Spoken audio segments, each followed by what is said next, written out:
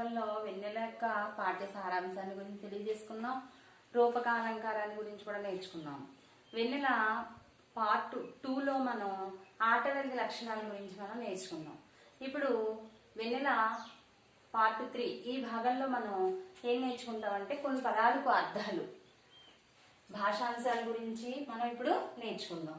చూడండి, స్మిత కాంతి అంటే నవ్వుల వెలుగు, దివి ఆకాశం, మిక్కుటము అధికము, రజనీకర బింబం చంద్రబింబం.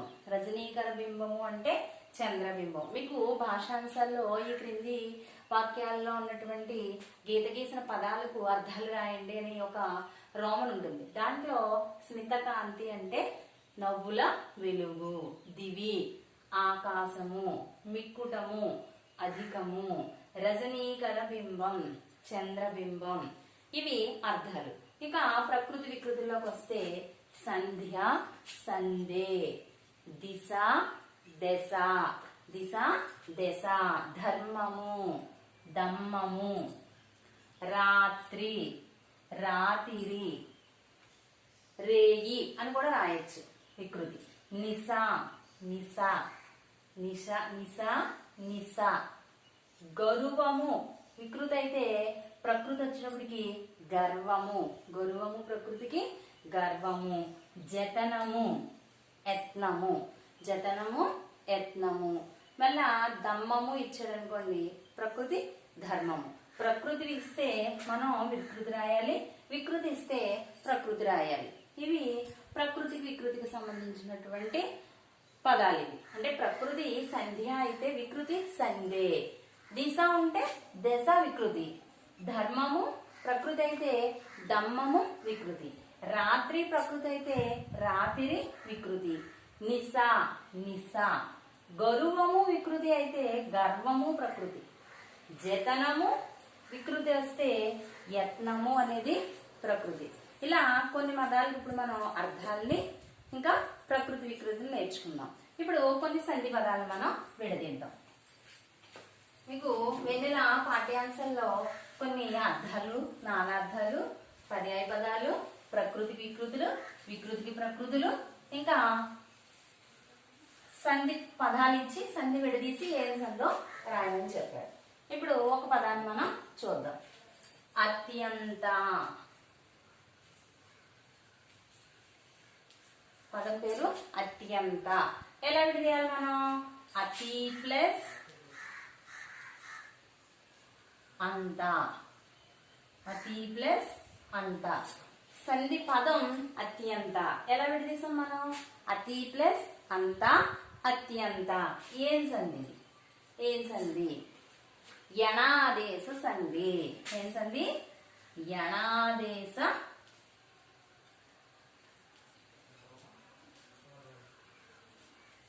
యణాదేశ సంధి. చూడండి, సంధి రెండు పదాలు. మొదటి పదం పూర్వపదం, రెండవ పదం పరపదం.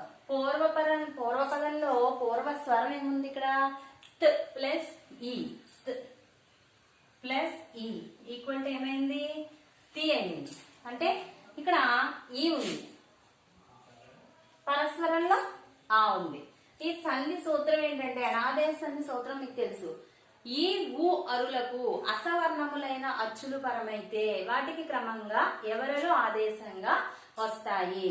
అంటే పూర్వస్వరంలో ఈ గాని ఊ గాని అరు గాని ఉంటే పరస్వరంలో ఏం రావాలంట?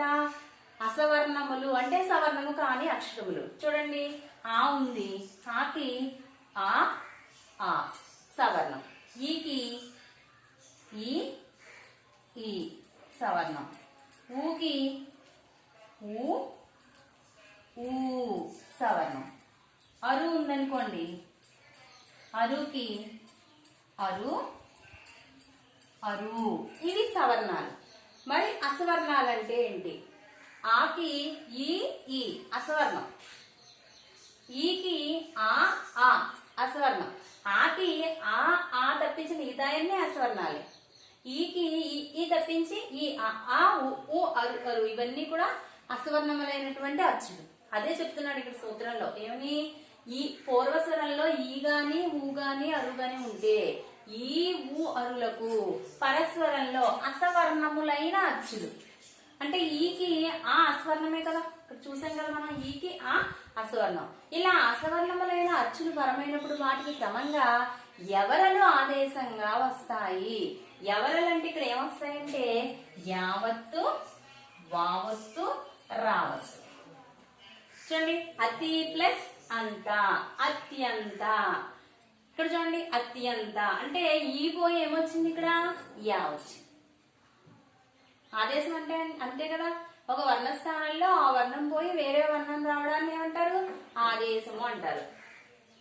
ఇక్కడ ఈ పోయి ఏమొచ్చింది, తి. చూడండి, ఈ పరస్వరంలో ఉన్న ప్లస్ తా అయిపోయింది. ఇక్కడ ఈ కారం పోయి ఇప్పుడు ఏమొచ్చింది, యకారం వచ్చింది. ఇది అతి ప్లస్ అంత, అత్యంత. ఏం సంధి అది, యణాదేశ సంధి. మీకు టెక్స్ట్ బుక్ లో ఇచ్చారు, అక్కడ అత్యంత ఇచ్చారు. మీరు ఎలా తీసుకోవాలి అత్యంతని, అతి ప్లస్ అంత, సంధి పేరు అత్యంత.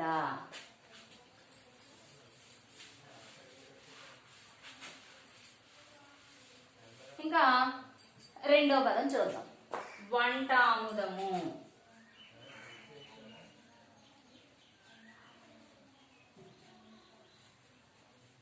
ఎలా విడదీయాలి, వంట ప్లస్ ఆముదము. ఏం సంధి అవుతుంది, మీరు వెంటనే చెప్పేస్తారు. వంట ప్లస్ ఆముదము, వంటాముదము సవర్ణ దీర్ఘ సంధి కాదు. సవర్ణ దీర్ఘ సంధి కాదు ఇది. ఏం సంధి అంటే అత్వ సంధి. ఏం సంధం ఇది, అత్వ సంధి. అంటే తెలుగు పదాల మధ్య సంధి జరిగితే తెలుగు సంధులు అంటారు. ఇది తెలుగు సంధి. సంస్కృత పదాల మధ్య సంధి జరిగినప్పుడు ఆ ఈ ఊర్లో అరులకు అవే అచ్చులు పరమైతే వాటి దీర్ఘములు ఏకాదేశంలో కూడా ఉంది సవర్ణ దీర్ఘ సంధి. ఇక్కడ వంట ప్లస్ ఆ ఈక్వల్ టు ట, ఆ ప్లస్ ఆ ఏమైంది, అత్తునకు అచ్చు పరంబగునప్పుడు సంధి బహుళము అంటాం. అత్వ సంధిలో అత్తునకు అచ్చు పరంబగునప్పుడు సంధి బహుళము. ఇక్కడ అచ్చు పరమైంది, అత్తునకు అంటే అకారం, అత్తు అంటే అకారానికి అచ్చు పరమైంది, సంధి బహుళం. ఒక్కొక్కసారి సంధి జరుగుతుంది, ఒక్కొక్కసారి సంధి జరగదు. కాబట్టి ఇది తెలుగు పదాల మధ్య, అంటే తెలుగు పదాల మధ్య సంధి జరిగింది కాబట్టి ఇది తెలుగు పదం, కాబట్టి ఇది సవర్ణ దీర్ఘ సంధి కాదు. ఇది అత్వ సంధి. అత్వ సంధి అన్న అకార సంధి అన్న ఒక్కటే. ఏం సంధి ఇది, అత్వ సంధి. నెక్స్ట్ ఏమనిరి.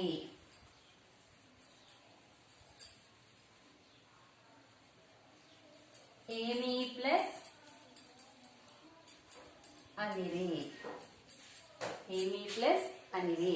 చూడండి, ఇక్కడ కూడా ప్లస్ ఈక్వల్ టు మీ. ఈ ఇత్తునకు ఏం పరమైంది, అచ్చు పరమైంది. మీరు 6వ తరగతి నుంచి నేర్చుకున్నారు. అకార సంధి, ఇకార సంధి, ఉకార సంధి అనేది మీకు బాగా తెలుసు. చూడండి, ఇత్తునకు అచ్చు పరంబగునప్పుడు సంధి వైకల్పికము. ఒక్కొక్కసారి సంధి వైకల్పికము అన్న, బహుళము అన్న, విభాష అన్న సంధి జరగచ్చు, జరగకపోవచ్చు. ఇక్కడ ఇత్తునకు అంటే ఇకారానికి అచ్చు పరమైంది కాబట్టి ఇది ఇత్వ సంధి. ఏమి ప్లస్ అనిరి, ఏమనిరి. ఇంకా చూద్దాం, ఇంకొకటి చూద్దాం.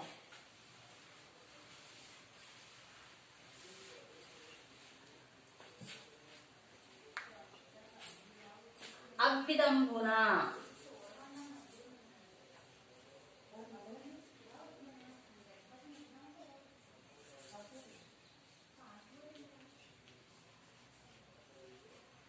ఎలా విడదీయాలి, ఆ ప్లస్ విదంబున,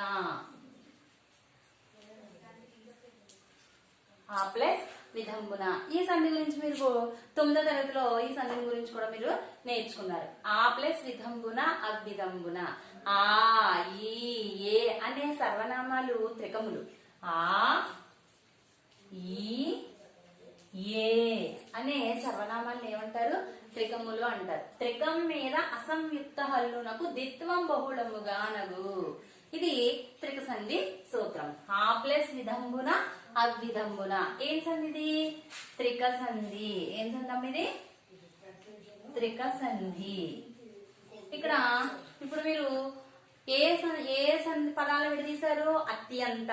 అతి ప్లస్ అంత, అత్యంత. ఎణాదేశ సంధి. వంటాముదము, వంట ప్లస్ ఆముదము, వంటాముదము అత్వ సంధి. ఏమనిరి, ఏమి ప్లస్ అనిరి, ఏమనిరి ఇత్వ సంధి. అవ్విధంబున, ఆ ప్లస్ విధంబున, అవ్విధంబున త్రిక సంధి. వీటి గురించి నేర్చుకున్నారు, వీటి సూత్రాల గురించి కూడా మీరు ఇప్పుడు నేర్చుకున్నారు. ఇంకా తర్వాత ఏమి ఇచ్చాడంటే ఇక్కడ విగ్రహ వాక్యాలు రాసి ఏం సమాసాల్లో తెలపండి అని ఇంకొక రోమన్ ఇవ్వడం జరిగింది.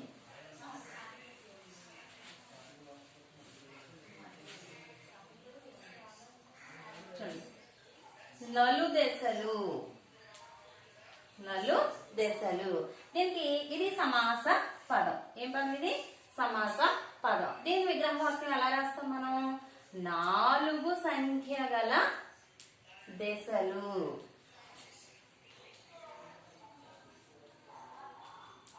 4 సంఖ్య గల దశలు. ఎప్పుడైతే సంఖ్యావాచకం పూర్వపదంగా ఉందో దాన్ని ఏం సమాసం అంటారని నేర్చుకున్నారు మీరు? ద్విగు సమాసం. కరెక్టే, మీరు చెప్పింది కరెక్టే. ఇది ఏం సమాసం? ద్విగు సమాసం. ఏం సమాసం అనేది? ద్విగు సమాసం. ఇంకా రెండవ పదం, రెండవ సమాస పదం సూర్య చంద్రులు.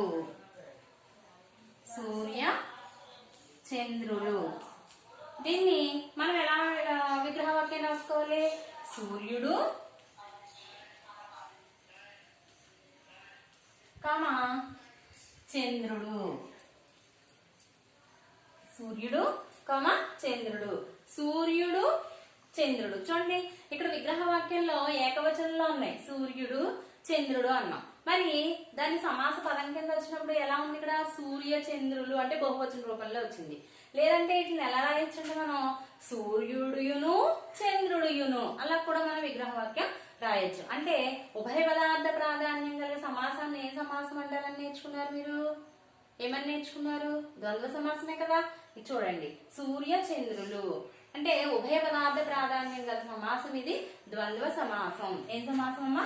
ద్వంద్వ సమాసం. దీన్ని ఇంకో రకంగా కూడా నిర్వచనాన్ని చెప్పుకోవచ్చు. 2 నామవాచకాలు అయితే ఆ సమాసాన్ని, 2 నామవాచకాలు కలిగి ఉన్న సమాసం ద్వంద్వ సమాసం.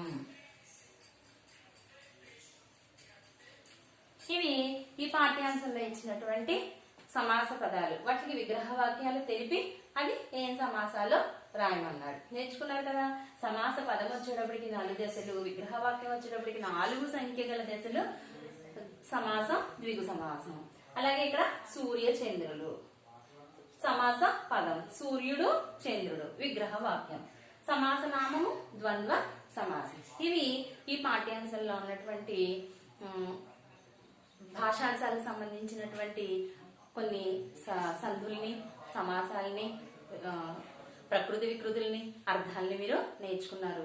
అలాగే వ్యాకరణాంశాల్లో ఉన్నటువంటి రూపకాలంకారాన్ని, ఆటవల్లి ఛందస్సును కూడా మీరు నేర్చుకోవడం జరిగింది. ఇక ఈ పాఠ్యాంశానికి సంబంధించినటువంటి ప్రశ్నల జవాబులకు వస్తే, ఈ పాఠ్యాంశంలో మనకు బాగా నేర్చుకోవాల్సినటువంటి ఒక ప్రశ్న ఉంది. ఏంటంటే వెన్నెల పాఠ్యభాగ సారాంశాన్ని రాయము అంటారు. వెన్నెల పాఠ్యభాగ సారాంశం రాయమంటే ఏమీ లేదు, వెన్నెల పద్యాలకు అన్నిటికీ సంబంధించిన భావాలు కూడా మీకు ఒక టెక్స్ట్ బుక్ లో ఇవ్వడం జరిగింది. ఆ భావాలన్నిటినీ చక్కగా చదివి దాన్ని మీరు ఒక 10, 12, 13 వాక్యాల్లో రాస్తే అదే మీకు ఆ పాఠ్యాంశానికి సంబంధించినటువంటి సారాంశము. అంటే ఇది వ్యాసరూప ప్రశ్నకు సంబంధించినటువంటి ఆన్సర్. ఇది చాలా ఇంపార్టెంట్ ప్రశ్న. ఇంకా కాటు గుక్కులటి కరవటమున జగతండ ఖండమమిరే అని కవి ఏ సందర్భంలో అన్నాడు. ఇది 2 మార్కులకు సంబంధించిన ప్రశ్న. దీనికి ఆ సమాధానం కూడా మీకు ఆ భావాల్లోనే కనిపిస్తుంది. కాటుగా గుక్కినట్టు కరవటమున అని కవి ఏ సందర్భంలో అన్నాడు అంటే, ఎప్పుడైతే చీకటి వచ్చిందో ఆ చీకటి పడినప్పుడు ఆ కాటుక వరిలో ఉన్నటువంటి కాటికి ఎంత నల్లగా ఉంటుందో చీకటి కూడా అంత నల్లగా ఉంటుంది అని చెప్పడానికి ఆ సందర్భంలో కవి చెప్పాడు కదా. దీనికి సంబంధించిన సమాధానం కూడా మీకు టెక్స్ట్ బుక్ లోనే ఉంటుంది. ఇంకా కవి వెన్నెల్ని వర్ణించడానికి ఏ అంశాలని ఎంచుకున్నాడు అంటే, వెన్నెల్ని వర్ణించడానికి, వెన్నెల గురించి చెప్పడానికి ఏ అంశాలను ఎంచుకున్నాడు? చాలా అంశాలను ఎంచుకున్నాడు కదా. ఇలా మీరు పాఠ్యాంశంలో ఉన్నటువంటి పువ్వు గుర్తున్న పద్యాలని, ఆ భావాల్ని బాగా చదివితే మీకు ఆ పద్యాలు, ప్రతిపదార్థాలు 3 పద్యాలు ఉన్నాయని మనం కింద క్రింద పార్ట్ లో మనం చెప్పుకున్నాం. సురుచిర తారక కృష్ణ శోభిన పొంగడ భూమి దశలను కొమ్మలయ్య అతి దీర్ఘములైన ఆపద్యము, వడిగని రేకులు ఉత్పత్తిల ఆపద్యము. ఈ 3 పద్యాలకు సంబంధించినటువంటి భావాలు, ప్రతిపదార్థాలు మరియు వెన్నెల పాఠ్యభాగ సారాంశం అంటే పద్యాలకు సంబంధించిన అన్ని పద్యాలకు సంబంధించిన భావాన్ని బాగా చదివితే ఆ ప్రశ్నల జవాబును మీరు ఈజీగా మీరే సొంతంగా తయారు చేసుకోవచ్చు. ఇంకా 2 మార్కుల ప్రశ్నలకు వస్తే కవి వెన్నెలని వర్ణించడానికి ఏ అంశాలని ఎంచుకున్నాడని, లేదా ఇంకొక ప్రశ్న కాటుక గుర్తుటన్న కాటుక గుర్కిన కరవటమున జగతండ ఖండమమిరే. ఈ ప్రశ్నలకు సమాధానం అంతా కూడా మీకు ఎక్కడో వెతికి రాయాల్సిన అవసరం లేదు. అన్ని మీరు వెన్నెల పాఠ్యాంశాన్ని మొదటి నుంచి చివరి వరకు చదివితే ఆ ప్రశ్నలకు సమాధానాలు దాంట్లోనే ఉంటాయి. ఇప్పుడు మనం చెప్పుకున్నటువంటి వ్యాకరణాంశాన్ని భాషాంశాన్ని కూడా బాగా చదివి నేర్చుకున్నట్లయితే మీకు మంచి మార్కులు వచ్చే అవకాశాలు కూడా